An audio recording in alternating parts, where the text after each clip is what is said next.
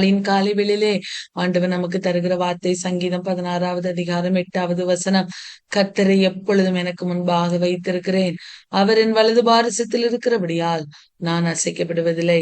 அன்பான தெய்வ பிள்ளைகளே, சங்கீதக்காரராகிய தாவீது சொல்லுகிறார், கர்த்தரை எப்பொழுதும் எனக்கு முன்பாக வைத்திருக்கிறேன், அவர் என் வலது பாரிசத்தில் இருக்கிறபடியால் நான் அசைக்கப்படுவதில்லை. இவ்வளவு அழகான ஒரு வார்த்தை பாருங்க ஆண்டவர். பிரியமானவர்களே, சங்கீதக்காரனாகிய தாவீதை குறித்து நாம் பார்க்கும்போது வாழ்விலே அநேக பிரச்சனைகள், அநேக போராட்டத்தின் மத்தியிலே அவர் கடந்து சென்றார் என்று நாம் வேதத்துல வாசிக்கிறோம். பிரியமானவர்களே, எவ்வளவோ போராட்டங்கள், எவ்வளவோ காரியங்களின் மத்தியிலே அவர் கடந்து சென்றாலும் அவர் ஒன்றை மாத்திரம் நன்றாக அறிந்திருந்தார், என் கர்த்தரை நான் எப்பொழுதும் எனக்கு முன்பாக வைத்திருக்க வேண்டும். ஏன்னா அவர்தான் எனக்கு எல்லாம். அவர்தான் என் வாழ்வை சீரமைக்க முடியும், அவர்தான் என் வாழ்வை உயர்த்த முடியும் என்பதை தாவீது நன்றாக அறிந்திருந்தார். பிரியமானவர்களே, ஆகவேதான் இந்த வார்த்தையை அறிக்கை செய்கிறார், கர்த்தரை எப்பொழுதும் எனக்கு முன்பாக வைத்திருக்கிறேன், அவர் என் வலது பாரிசத்தில் இருக்கிறபடியா நான் ஒருபோதும் அசைக்கப்படுவதில்லை, நான் ஒருபோதும் அசைக்கப்படுவதில்லை என்று சொல்லுகிறதை பார்க்கிறோம். இந்த காலை வேளையிலே கர்த்தரை நாம் நமக்கு முன்பதாக வைத்து ஓடுகிறோமா, அல்லது உலகத்தில் உள்ள மனிதர்களை நம்பி ஓடுகிறவர்களாய் இருக்கிறோமா? கர்த்தர் நமக்கு முன்பதாக இருக்கும்போது, கர்த்தர் நம்முடைய காரியங்களுக்கு முன்பதாக கடந்து செல்லும் போது, அவருடைய பிரசனம் நம்மை வழி நடத்தும் போது, நம்ம இந்த உலகத்திலே எந்த சூழ்நிலைமையில நாம் அசைக்கப்படுவதே இல்லை. பிரியமானவர்களே, தாவீதினுடைய வாழ்விலே பயங்கரமான போராட்டங்களின் வழியாய் கடந்து சென்ற போதிலும் அவர் அசைக்கப்படாமல் இருந்தார்.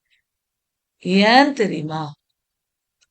அவர் 46:1 கர்த்தரை நம்புகிறவர்கள் என்றென்றும் அசையாமல் இருக்கிற சீயோன் பர்வதத்தை போல இருப்பார்கள் என்று சொல்கிறார் அல்லவா? ஏன் தெரியுமா?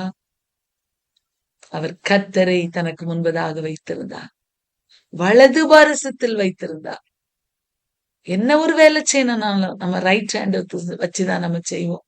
அவர் நம்முடைய வலது பாரிசத்தில் இருக்கும்போது அவர் என்னோடு இருந்து என்னை நடத்துவார். நான் செய்கிற அத்தனை காரியங்களிலும் அவர் என்னோடு இருந்து செயல்படுவார். நான் அசைக்கப்பட மாட்டேன் என்று அவர் தைரியமாய் அறிக்கை செய்கிறார். அந்த காலை வேளையிலே ஆண்டவரை நமக்கு முன்பதாக வைத்து ஓடுவோமா அந்த உலக ஓட்டத்திலே?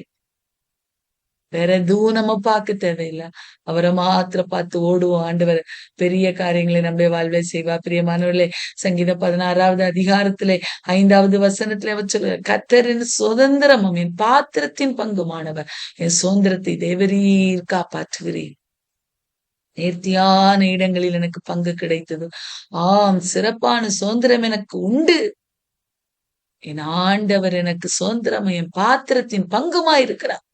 ஆகவே அவரை அவன் முன்பாக வைத்திருக்கிறேன், நான் ஒருபோதும் அசைக்கப்படுவதில்லை என்று சொல்லுகிறார். பாருங்க, நம் வேதத்திலே இதை குறித்து தியானிக்கும் போது காலேபனுடைய வாழ்வை நாம் பார்க்க போகிறோம். பிரியமானவர்களே, கர்த்தரை தனக்கு முன்பதாக வைத்து இருந்தபடியினால காலேபனுடைய வாழ்வு எப்படியாய் ஆசீர்வதிக்கப்பட்டது என்று சொல்லி நாம் பார்க்கும்போது நம்ம எல்லாருக்கும் தெரியும். மோசே வேவு பார்க்க அனுப்பும்போது, கானானுக்கு வேவு பார்க்க அனுப்பும்போது 2 மனிதர்களை அனுப்பினார். ஒன்று யோசுவா, இன்னொன்று எப்புனேயின் குமாரனாகிய காலேப் என்று சொல்லி பார்க்கிறோம். அன்பான தேவ பிள்ளைகளே, இந்த 2 பிள்ளைகளும் வேவு பார்த்து கொண்டு வந்தார்கள். 12 கோத்திரத்துல ஒரு கோத்திரமாய் அனுப்பினார், ஒருத்தராய் அனுப்பினார். 12 பேரை அனுப்பினார். அதுல 10 பேர் எதிரான காரியங்களை சொன்னார்கள். ஆனா அதுல 2 பேர், அதுல முக்கியமா வேதத்துல யோசுவாவும் காலேபும் உண்டு. காலேபை குறித்து சொல்லப்பட்டிருக்கும். பிரியமானவர்களே, எண்ணாகமத்தின் புஸ்தகத்துல என்று நினைக்கிறேன். பாருங்க, அவர்கள் நல்ல செய்தியை கொண்டு வந்தார்கள், அந்த தேசத்தை குறித்து நல்ல செய்தி. ஏன்னா வாக்குத்தத்த தேசம், என் ஆண்டவர் நமக்காக வாக்குத்தத்தம் கொடுத்திருக்கிறார், அவர் அதை நிச்சயம் நாம் சுதந்திரிக்கும்படி பண்ணுவார். அங்கே ராட்சசர்கள் இருக்கலாம், அங்கே எத்தனை பெரிய மனிதர்கள் இருந்தாலும் கர்த்தர் அதை நாம் எளிதாக சுதந்திரிக்கும்படி பண்ணுவார் என்று சொல்லி அங்கே ஜனங்கள் மத்தியிலே ஒரு பாசிட்டிவான காரியங்களை அங்கு சொன்ன ஒரு மனிதர் தான் காலேப். அன்பான தெய்வ பிள்ளைகளே, இப்பொழுது யோசுவா இஸ்ரவேல் ஜனங்களை கானானுக்குள்ளாய் நடத்தி கொண்டு போகிறார். அங்கே ஒவ்வொரு பகுதிகளாய் ஜனங்களுக்கு பங்கிட்டு கொடுக்கிறார். பங்கிட்டு கொடுக்கும் போது எப்புனேயின் குமாரனாகிய காலேப் யோசுவாவை பார்க்க வருகிறார்கள்.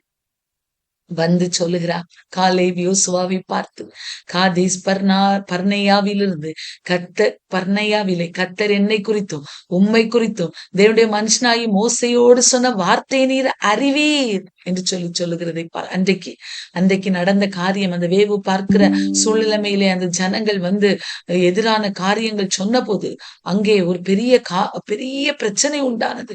அந்த காரியங்கள் எல்லாம் நீர் அறிந்திருக்கிறீர். மோசே அப்பொழுது நம்மை குறித்து உத்தமமாய் பின்பற்றினார்.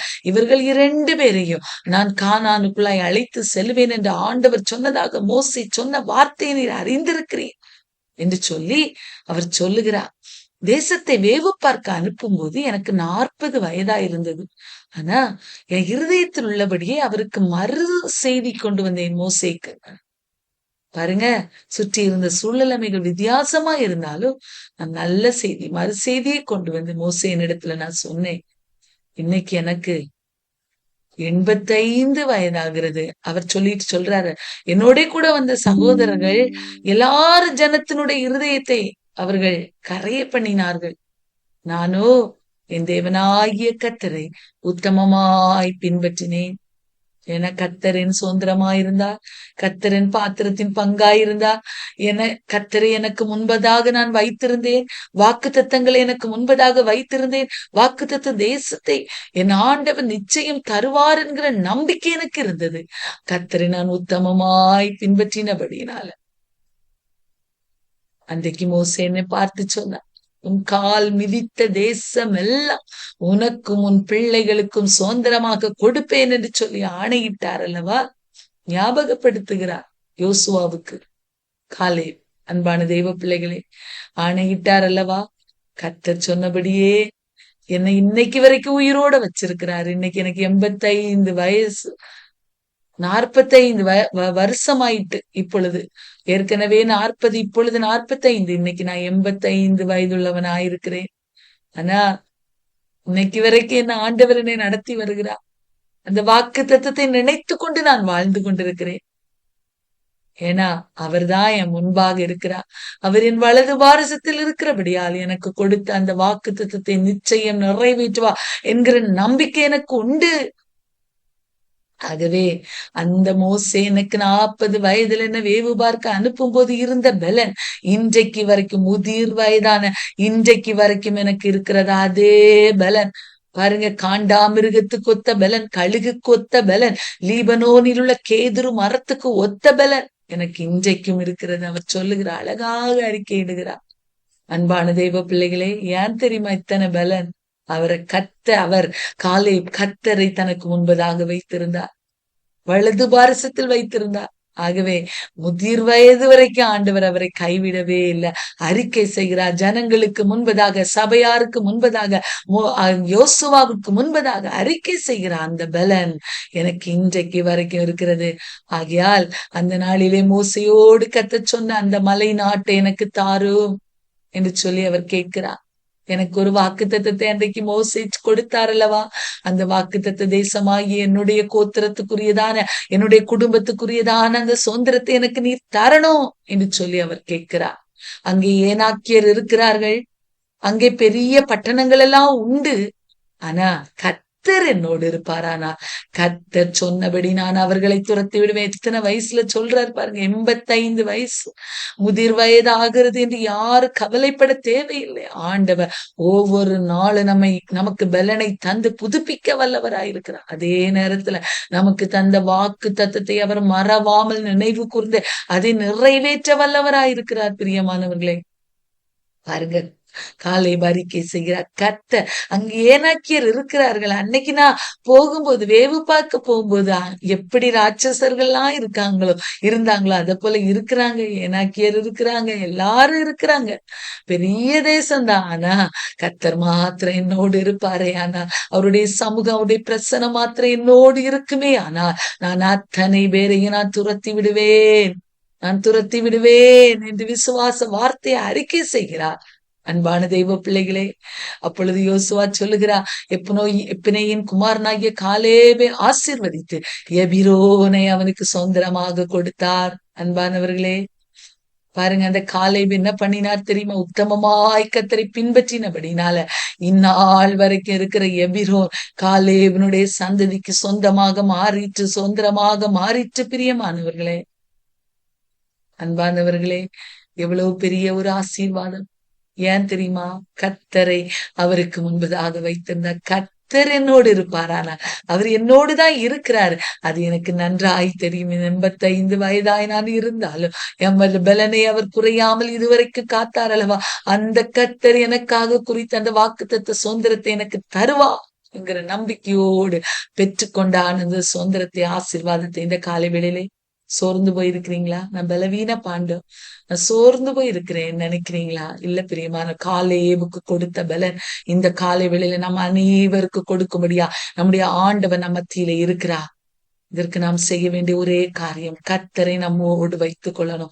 கர்த்தரை நம்மோடு வைத்துக் கொள்ளணும். கர்த்தர் எப்பொழுதும் எல்லா சூழ்நிலைமையில நமக்கு முன்பதாக இருக்கும்போது, நாம் நமக்கு முன்பதாக எப்பேற்பட்ட மனிதர்கள் இருந்தாலும், எப்பேற்பட்ட பெரிய காரியங்கள் பாரமாய் இருந்தாலும் அத்தனையும் ஆண்டவர் எளிதாய் கடந்து போகும்படியாய் ஆண்டவர் உதவி செய்வார். நிச்சயமாய் பெரிய காரியங்களை செய்வார். இந்த நாளிலே நாம கர்த்தரை நமக்கு முன்பதாக வைத்துக் கொள்வோமா?